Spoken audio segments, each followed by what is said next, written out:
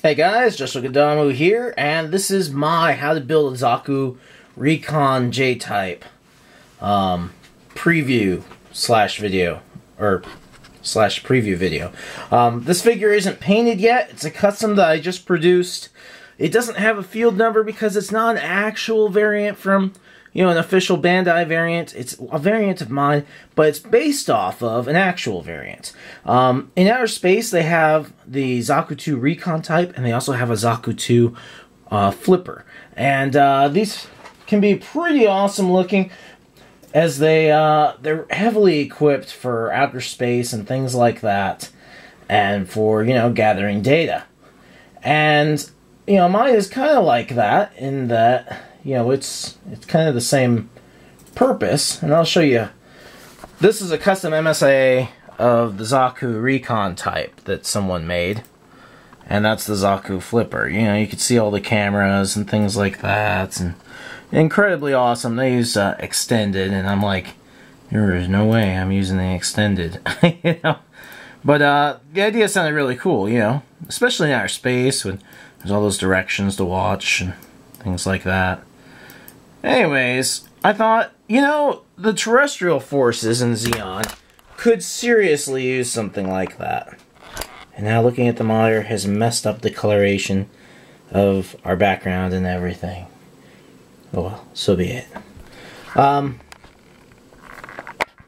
So this figure of mine is basically a field-built unit. It has been built using spare parts from damaged units out in the field. And let's go over it. Regular Zaku shield. I got this from the knockoff Zaku 1 MSIA. I put a G.I. Joe knife in there with a holster from some figure, you know. So the knife blade comes out and he can use it. I figured something different than an axe, being that he's not really supposed to engage in close combat, but if he, you know, got in a spot, he'd need to do something. I just used a Char Zaku 2 as a base that somebody had red panel lined. Added vents right here. I actually took those from the Raven Gundam. You could use whatever. Used the hot water trick and cut off the extra and glued them on. The extra vents are to keep its heat signature down, so that hopefully it doesn't get spotted. This is just a mono eye has been, you know, improved using a sorry, brain's thing. Zaku machine gun lens, you know, to help it see further and things like that. And that pretty much takes up the mono eye. There's still, you know, these little spots here that it can look out, but it turns its head to look instead of having the mono eye moving around. Zaku bazooka, you know, aimer lens, same for here.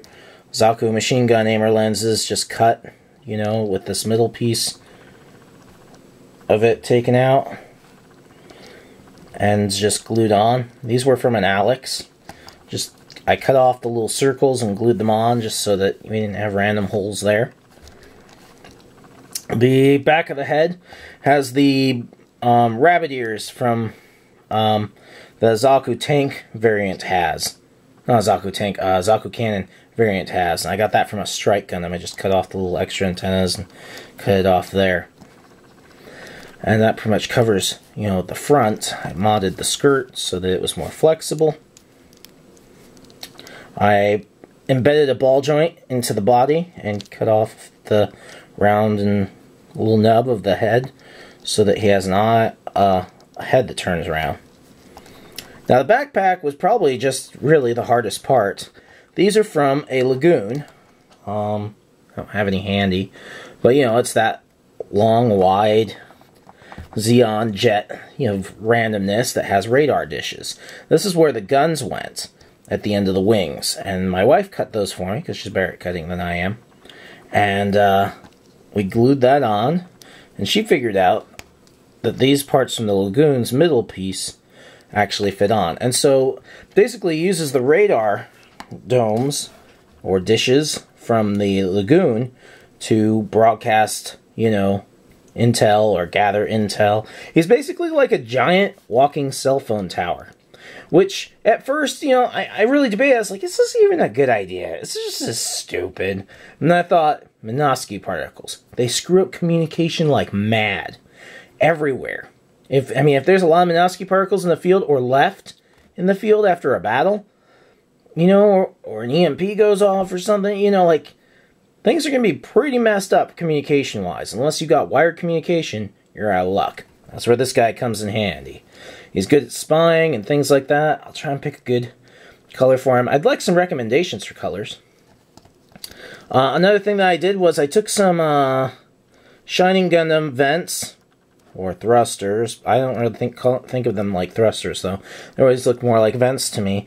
And so I took his thrusters out and replaced him with these vents, so that also would help cool off the reactor, get more airflow going in, keep his heat signature down. The whole idea is to be stealth, and to be a little smaller and better at, you know, sending signals than the Op guy. Because the Op guy is pretty good at stealth, believe it or not. That's part of its purpose.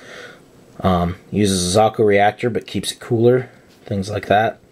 I didn't have any Zaku 2 cables for the legs. So these are actually the Mummy Gundam's little snake things. And I just took the end and popped it in there.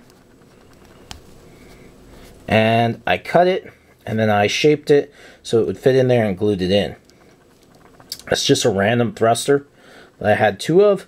I used a little epoxy putty, and the idea there was there's the Zaku 2 G-type, which I was almost certain. Here he is. It's the Zaku 2 G-type. I believe it's G-type. And it's one of the fastest units. Some say even a little bit faster than the Goof. Anyways, it had thrusters like that.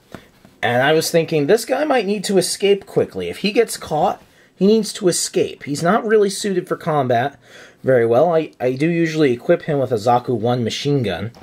But I gave him those thrusters so he could fly out or fly away, you know, survive to Recon another day. And so that's an important part of his design. Last little feature that he has is I put some of these cracker grenades on his backpack from the extended Zaku 2. You know, I made so many weapons for the extended, like these grenades, you can't fit them all. And they look pretty heavy laden, you know, with everything on them. And so I had plenty of these, oddly enough. So I just glued this on, and you know, they come out. Anyways, this way he can blind the enemy if he should be found, and then, you know, use said boosters to fly away. The radar dishes are flexible.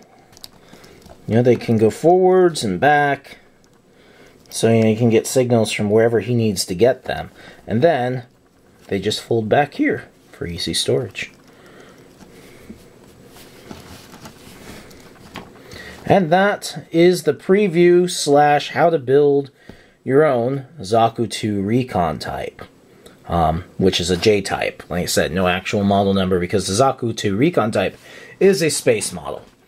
And this unit was built in the field using existing parts and pieces that Xeon might actually have access to. It ended up kind of long, but I know sometimes people like my customs and like, how did you build that? Well, you've just been told. And once this guy is painted, I will do a full review of him. Hope you enjoyed the preview / how to build it video. Catch you guys later.